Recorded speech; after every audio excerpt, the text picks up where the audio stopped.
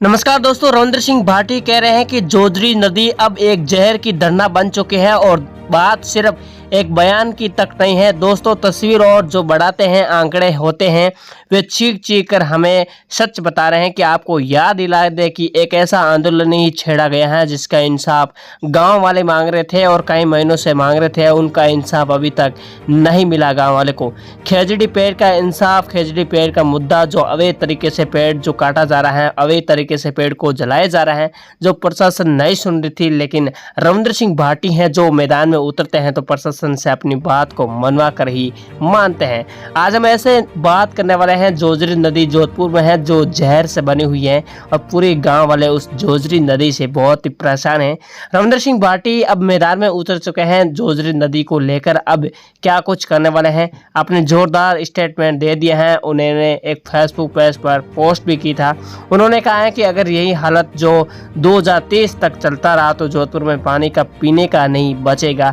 15,000 आंकड़े जमीन पर खराब हो रहे हैं और लोग गांव छोड़कर जा सकते हैं।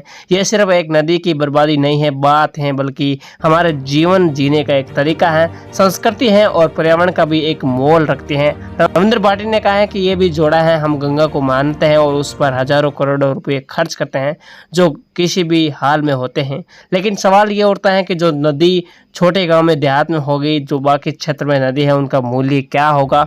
उसको लेकर रविंद्र सिंह भाटी फिर एक नए अंदाज में उतर रहे हैं मैदान में। सच तो यह है कि अगर सरकार और प्रशासन चाहे तो, अगर सचमुच में चाहे तो कुछ और ही अगल नदी की प्रशासन ने हमेशा के लिए नदी मरती रहती हैं। फिर यूँ कह लें कि कोई भी नदी जो वह है वह हमेशा के लिए सूखी नहीं पड़ सकती हैं।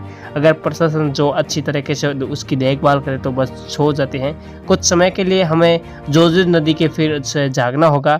गुवाहाटी ने नदी को बचाने के लिए योजना की मांग करी थी। उन्होंने कहा है कि जोजरी के लिए एक खास योजना चलानी होगी। फैक्ट्री से पानी बहने लगा गंदी नदियों से, लेकिन उस पर कार्रवाई नहीं होगी। गाँव की पंचायतों को पानी का अधिकार देना होगा। खेती के लिए नए और नेचुरल तरीके से खेती में पानी जाते हैं, उस तरीकों पर काम करना बहुत आसान होगा। जैविक खेती को बढ़ाना और साथ ही उनको सब्जी देनी होगी। आप क्या सोचते हैं इस पूरे मामले में? हमें कमेंट करके ज़रूर बताएं ताकि हम नए नए वीडियोस आप तक लाएंगे।